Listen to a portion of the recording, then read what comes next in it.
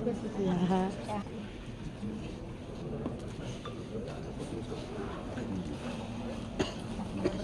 Mary Jane, first time to meet you.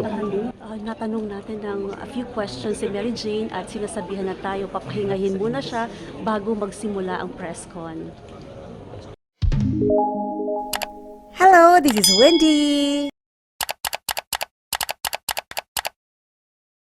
I'm back here in Jakarta after a less than 24-hour stay in the Philippines. Our flight with Mary Jane was December 18 yesterday at 12:05 a.m. scheduled at 12:05 a.m. Cebu Pacific flight, but it actually left 12:53 a.m. Jakarta time. I came back here December 18, 11 p.m. The plane landed here at 11 p.m.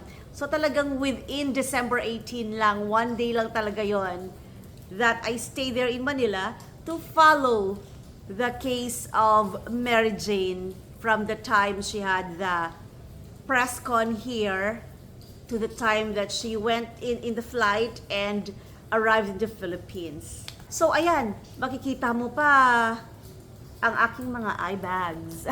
Kulang sa tulog. We all know about Mary Jane's case, right? She was caught at the Yogyakarta International Airport on April 2010 carrying 2.6 kilograms of heroin. On that same year, that's October 2010, she was meted out the death penalty. And here in Indonesia, death penalty means firing squad. The legal process started, negotiations and all that until 2015, she's supposed to be executed together with the Bali Nine. At the last minute, when President Noynoy called then President Joko Widodo, she was spared. Her execution was stayed because of that call, and the basis was the alleged illegal recruiters were caught. Fast forward to 2024. I'd like to believe that the topic started during a meeting, a gathering at the Philippine Embassy here in Jakarta. So Minister Yusril Iza Mahendra was nominated by the Philippine Business Club Indonesia, PBCI, to this presidential award in the Philippines. So nomination pa lang yon. During that Q&A portion, Philippine Ambassador to Indonesia, Gina Hamoralin, asked the question to Minister, who was not a minister yet that time, but he is already with the legal team of then President Joko Widodo, and he is also in the campaign team, electoral campaign team of the now President Prabowo Subianto. He was asked by then Ambassador Gina Hamoralin about the death penalty without really mentioning the name of Mary Jane, because that's kind of sensitive. But of course, during the Q&A after that question, Mary Jane's case was also discussed a little bit. And it was during that time when Minister Yusril was already saying that the death penalty is still in place in Indonesia. That's still the policy here. But they haven't executed any inmates in the death penalty row since 2015. Hindi na sila nag-execute pa ng any inmate. And he believes that Indonesia is doing a global mindset na rin. It's just that hindi pa nila ma-change ang law nila on death penalty. When the now President Prabowo Subianto assumed office, Minister Yusril became the Minister of the Ministry of Law, Human Rights, Immigration, and Corrections.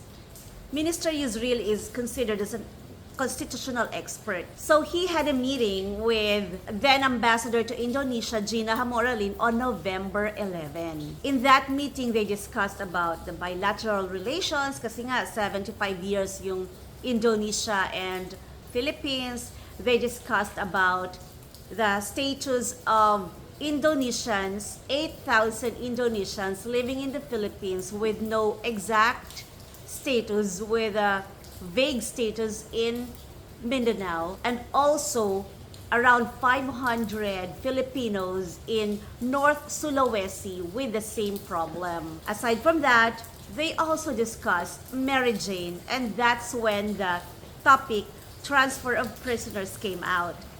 The Philippine Embassy and the DFA kept mum, they were quiet about it.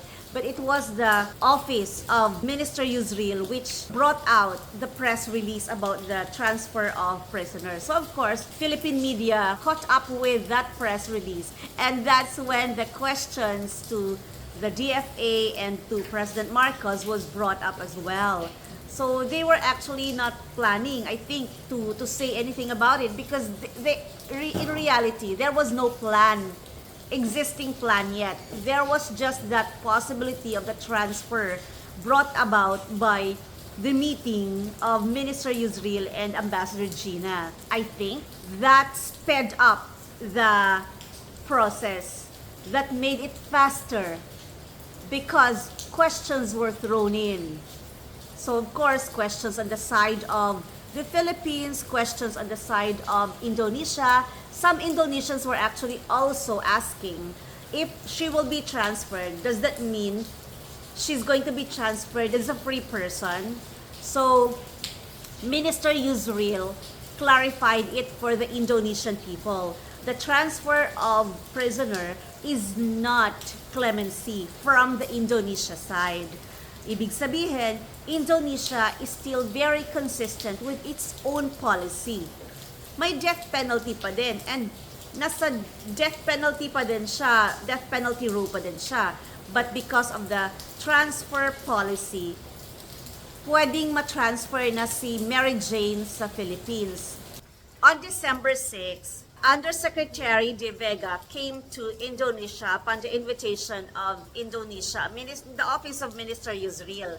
During that time, they drafted the practical agreement. In my interview nga with Minister Yusril, sabi niya, there's actually no existing law, existing treaty between the Philippines and Indonesia about the transfer.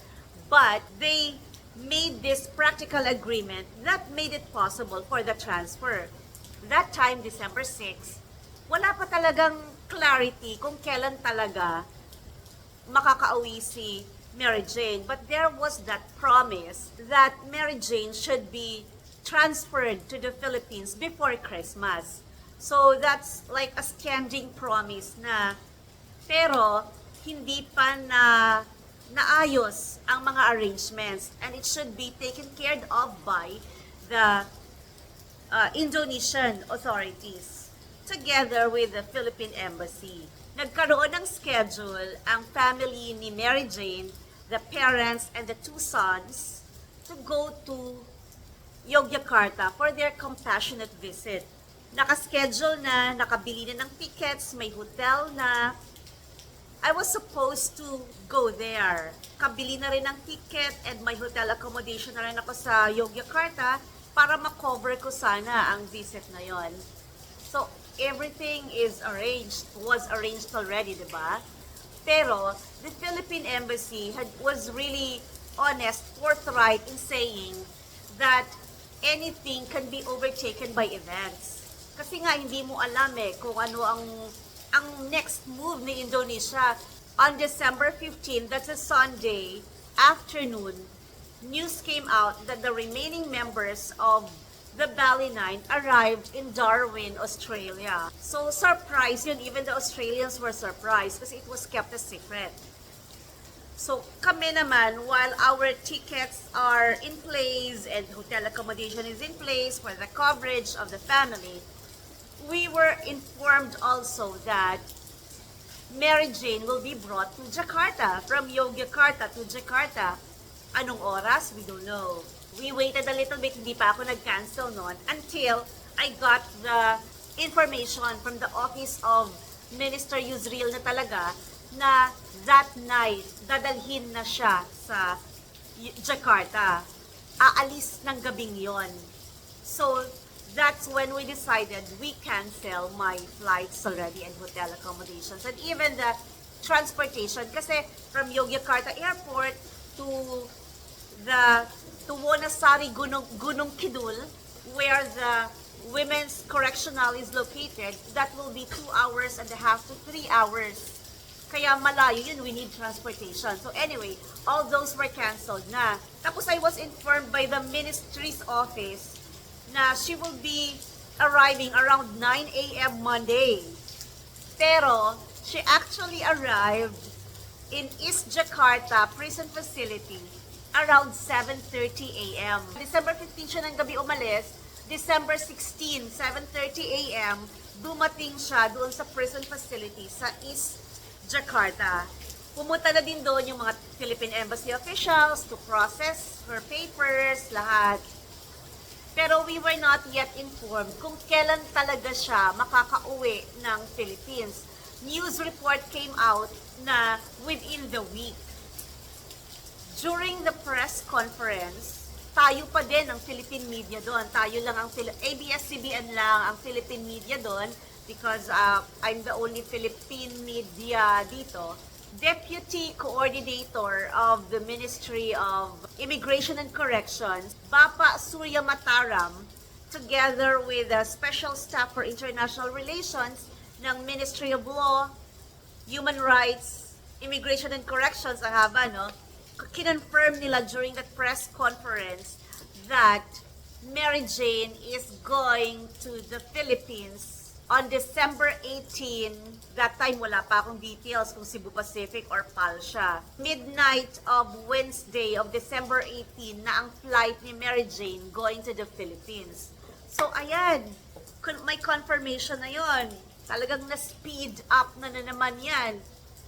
Well, speed up in terms of media kasi patingi-tingi yung information na binibigay eh. So, December 17, nagkaroon ulit ng press con sa Umrah Lounge ng Terminal 2 of Sukarno-Hatta International Airport. During that press con, doon na rin ang formal turnover kay Mary Jane from the Indonesian side, Indonesian authorities to the Philippine authorities, headed by Undersecretary De Vega. Dumating din si General Katapang, he is the Chief of the Bureau of Corrections. Tapos may mga NBI din na dumating para mag-escort kay Mary Jane back to the Philippines. Kasi dapat ang Philippine side ang magdadala sa kanya galing dito papuntang Pilipinas eh. Tapos, I was asked na rin by ABS-CBN to be on the plane with Mary Jane. So they got ticket for me. I followed the flight from the press con muna, na maraming nangyari doon, and I think Mary Jane charmed in her own way the media kasi nga she sang part of the Indonesian national anthem. She speaks Indonesian very well, like it's her first language na. In fact, when I asked her, mas komportable na siyang magsalita ng bahasa, pero ilang araw lang doon sa Pilipinas, mababalik na naman yung pagiging komportable niyang magsalita ng Tagalog. From her travel from Yogyakarta to Jakarta, which is an 8-hour travel. 8 hours kasi siguro mabilis sila, but ordinary travel mo doon is 10 hours. We did that before, me and my friends. We went from Jakarta to Yogyakarta, Yogyakarta to Jakarta. It's a 10-hour driving. Sa kanila, 8 hours lang, they made it. But Mary Jane vomited 4 times. Kasi nga, isipin mo naman, that's 14 years plus of being in the correctional and not seeing the outside world, not riding any vehicle. So understandably, nahihilo-hilo talaga siya at nasuka-suka siya on the way. And in fact, from the prison in East Jakarta to the airport, which is an 1.5-hour ride, nasuka na ulit siya. So nahilo talaga siya. During the plane ride, everything was calm. Mary Jane slept. At the end of the biyahe already, ayun, sumama yung kanyang pakiramdam and she also vomited. Inasikaso ulit siya ng members of the Bucor, ng NBI at Bucor. She had to feel better muna. So, ang bilis-bilis ng pangyayari, di ba? Kasi she was whisked in a special lane going to CIW, to the Correctional Institute for Women sa Mandaluyong. wala tayong access doon. I did live lang from the airport that night and that day. Ang daming mga updates about Mary Jane, which I supplied to ABS-CBN, and they posted across all platforms pala yun. Huli ko nang nalaman, sinabihan na lang ako ng amba ko dito na, oy, andyan daw pala yung, pati sa TikTok, andyan. I met with the cameraman from ABS-CBN because we had to do live from the airport. And yun pala, I will do live during the Head Start show of Karen Davila. In that time, nininervyos talaga ako. Sinabi sa akin na I'll just talk about the travel, about the airport-to-airport travel. Tapos, when it came out na, sa live pala, unlike sa TV Patrol, na I can see the screen that you see on television. I can see also kabayan asking me questions. Kapag doon sa cameraman, yung kanilang ginagamit na camera na yan, I cannot see Karen Davila din. And she was not asking questions then. She just allowed me to talk and talk and talk. I didn't know if I'm being too long na. So in a way, I don't know how it came out. After that, I went to the studio. And then we had to do the script again for the TV Patrol that night. And then, very nice yung mga taga-newsroom. Si Sir Israel, my bureau chief, introduced me again because I met some of them already during my visit to ABS-CBN last year. Last year ba yun? Or middle of this year? I forgot already. Basta I met them before already and was reintroduced to them, and they're very nice. Kasi syempre ako lang yung during the whole MJV or the Veloso case, parang dito lang nanggagaling yung information. So in a way, they know me and they see me already on TV from their station. And you know, going around ABS-CBN newsroom and yung mga facilities nila doon, parang I'm in awe. And then I was asked if I could be on Carmina Constantino's Dateline. Ako naman okay because you know, I follow Carmina Constantino because I admire her. And I'm actually a subscriber of her Casey After Hours. Bago lang yung podcast niya na yan sa YouTube. Pero I've been following and watching her episodes. I told her, except for 2 episodes, and she guessed right away kung sino yung mga interviewees niya na hindi ko pinalo. Hindi ko tinapos yung interview.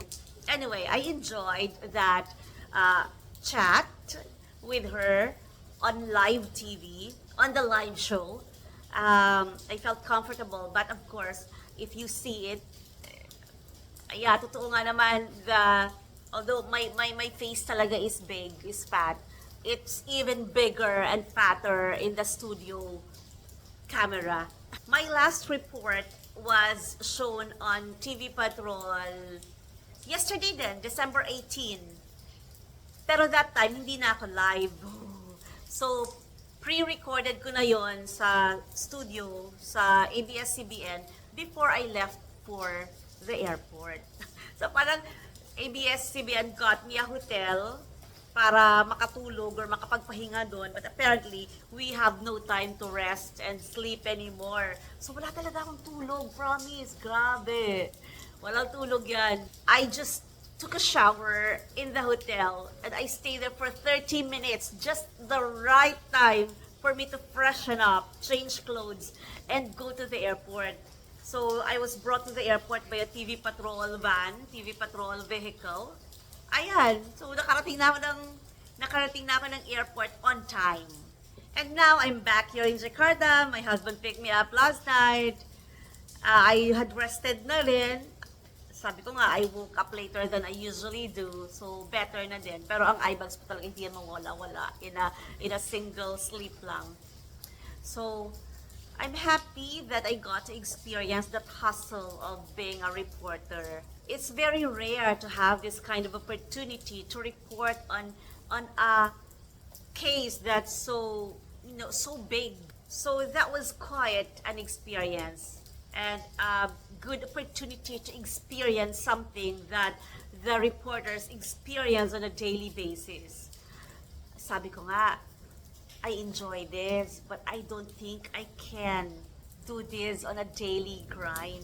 Hindi kakayahin ang aking matandang katawan.